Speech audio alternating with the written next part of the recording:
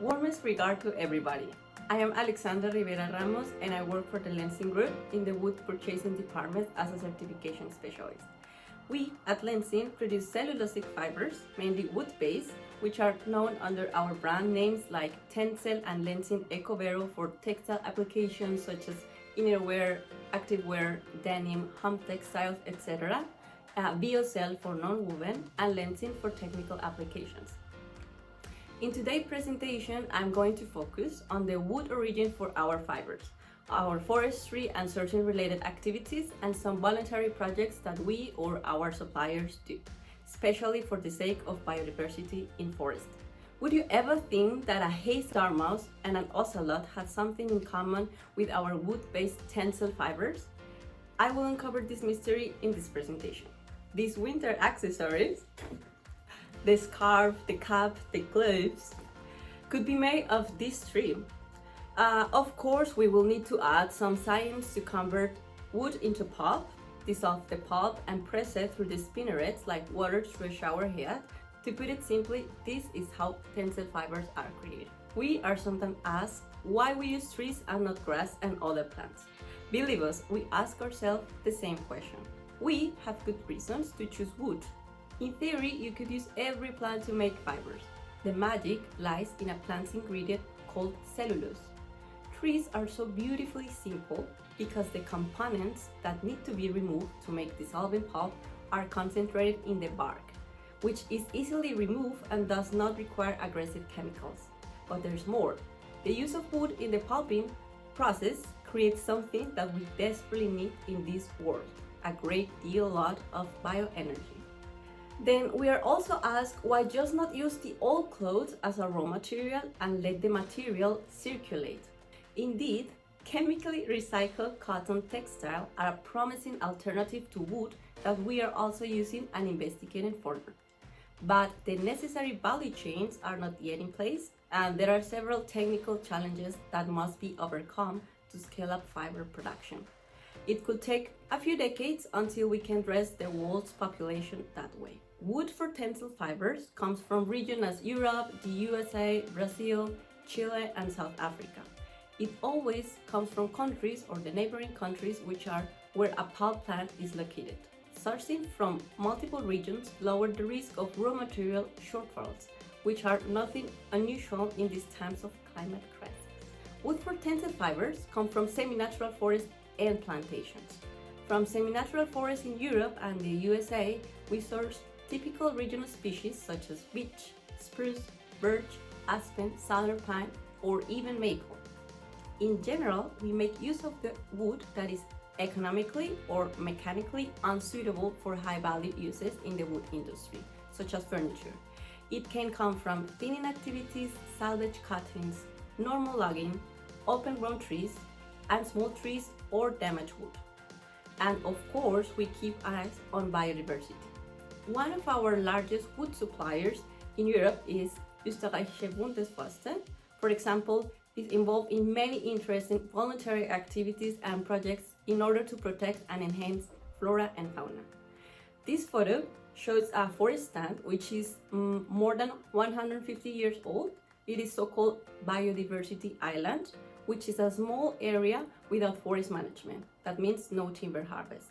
These islands serve as stepping stone for animal species such as the hazel dormouse, bats, or birds. Often, when our wood supplier repairs its forest roads or have a digger handy, it creates artificial moist biotopes. Amphibians such as salamander, frog, or toad depend on this habitat for reproduction. Another important biodiversity hotspot is standing or lying deadwood, which is left by our supplier in the forest on purpose. It is a valuable habitat for fungi and lichens. I mentioned before that we also source wood from our fibers from plantations.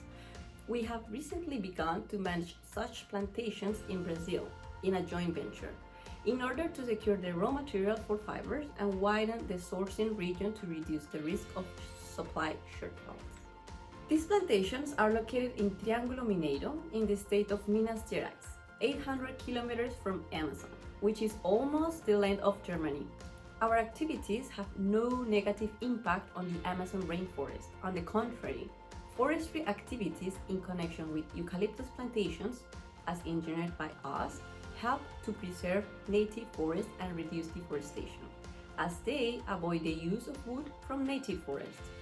Also, here in Brazil, we make additional biodiversity-related efforts not required by legislation or forest management certification schemes. In the beginning, I promised to answer the question what an ocelot has in common with tencel fibers. Here is a hint. This is a biodiversity corridor, a patch of native forest vegetation that acts like a bridge and connects native forests to each other. Our Brazilian team have been preparing a network of biodiversity corridors. It helps, for example, ocelots to visit other ocelots from different families to reproduce, which is very important for the conservation of this elegant species. But we all know that wood is not available in abundance. Nothing is endless on this planet, and this is something that even wood can't do. It can solve all the systematic problems of the economy. This is the reason why we use it very efficiently and are picky and demanding about sustainably wood sources for tencel fibers. We have become awfully bureaucratic when it comes to wood and pulp sourcing. We comply with national and regional legislations, with sustainable forest management certification schemes, and require from our wood suppliers to conform to our wood and pulp policy and our global supplier code of conduct. We only take from nature the amount of wood that we can grow back. It wouldn't make sense to do it any other way because we need wood and forest for today and tomorrow. Less than 1% of the global wood supply is used as a raw material for fibers. For these winter accessories, approximately 1 kilogram, that is 2.2 pounds, of wood is needed. We are often confronted with questions if the wood should be used for fibers. What is the alternative? What is the right raw material that fibers should be made of? No matter which item we take in our hands, the raw material for it had a certain impact on the environment. We do what we can to protect forests. We intend to do even more. We have not yet reached the final destination of our journey, but we know the way. It is a matter of heart for us to protect the flora and fauna of the forest. The forest is a respected partner that provides us and future generations precious, renewable raw materials and the hazel dormouse and the ocelot a home.